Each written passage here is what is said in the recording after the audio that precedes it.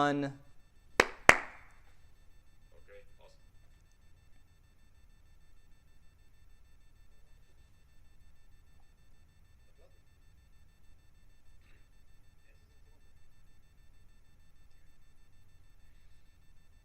Hey, welcome back, everybody. I'm here with Jeff Grant, SBR contributor, and this time we're going to take a look at the game between the Nationals and the Marlins. Now, Jeff, the Nationals are enjoying a small 1.5 game lead over the Braves in the NL East, but the Marlins are putting up some great offensive numbers against Monday night opposing starter pitcher. Now, do you think that they'll be able to take advantage of this against the Nats? Well, the Marlins are coming off their best 7-game road trip in franchise history, so this young group is playing with a lot of confidence. And what I like to see, Dax, in this matchup is I think the Nationals are a bit overvalued due to the fact that they've been a known commodity in the MLB betting markets for the last couple years. But the Marlins are really coming on strong, and they're starting to talk about adding depth to the roster by trading for players. So I always like to see that, and I think the clubhouse returning home to Marlins Park will be ready to take on the Nationals, and I think they have a bit of value given that fact. And moving a little bit to the side, do you expect to see some improvement from outfielder Bryce Harper? You know, I don't. I think he's still struggling with the timing aspect of coming off that injury. He missed over 80 games with a knee injury, a lower body injury, and he hasn't really gotten going over the entire course of his career. He's always struggled with injuries, and that affects his timing. So I think the Marlins, he's had some success against the Marlins in the past, but he's 1 for 11 in the last week in terms of hitting at the plate. So I think he'll be kept under control.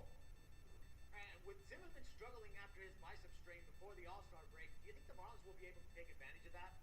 I definitely do. Zimmerman has allowed the Marlins to hit for the best average against him of any opponent that he's faced 2 or more times this season.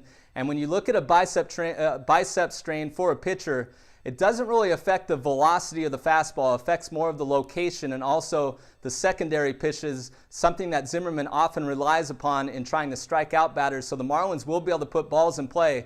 And Giancarlo Stanton, the all-star outfielder for the Marlins, has had great success against Zimmerman over the course of his career.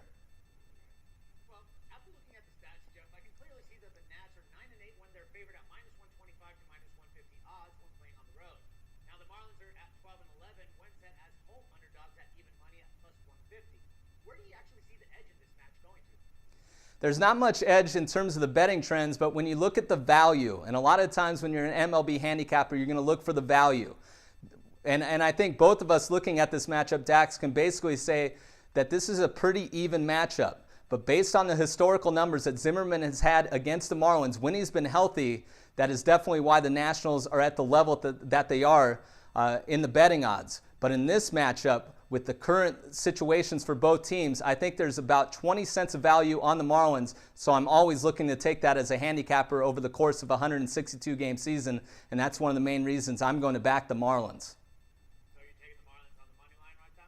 I'm taking the Marlins as a home underdog in the series opener. All right, thank you very much, Jeff. And this is Dax Floyd for SportsbookReview.com. All right. This is college football, right? Hey, everyone, I'm here with Jeff Grant, SBR contributor, and this time we're going to take a look at a college football game between North Texas and the Longhorns. So, Jeff, do you think that the Mean Green will lose their 10th meeting against the Longhorns this August 30th? They'll be counting with 4 of their starters from the group that allowed only 11 sacks back in 2013. It would be shocking if the Texas Longhorns were able to lose this game, given the fact that it's the first year under Charlie Strong. He might only have a 1-day contract if that happens. They've absolutely dominated the series. This is definitely 2 different levels of football in the state of Texas. So I don't expect a straight-up win by the North Texas Mean Green, but you definitely have to look at the side when looking at this matchup in terms of the underdog against the favored Longhorns. Right. Now that you mention it, since Charlie Strong took the new head coach for the Longhorns, I can only assume that we're going to expect to see a lot more defense in this team, right? They've had one of the best defenses at the University of Louisville in his years on that campus at Papa John's Stadium. They've been known to get after it in terms of creating pressure, and that's going to cause a lot of problems for the Mean Green without a starting quarterback returning.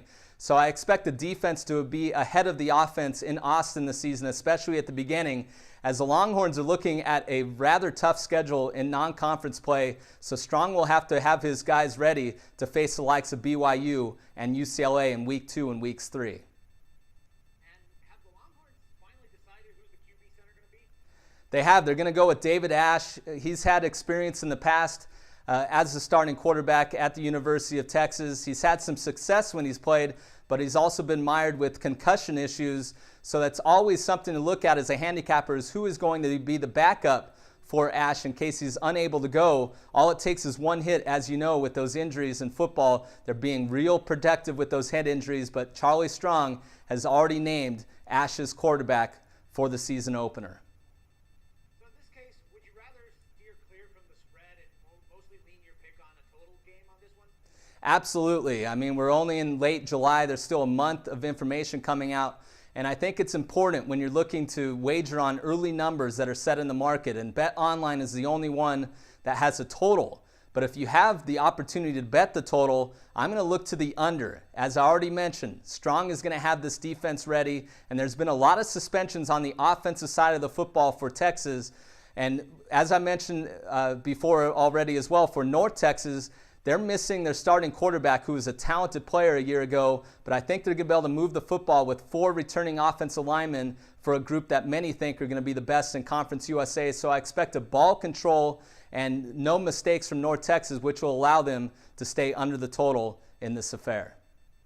All right, appreciate it very much, Jeff. And this is Dax Boyd for SportsbookReview.com. All right, cool. Sounds good, man. Let me know what you think, and if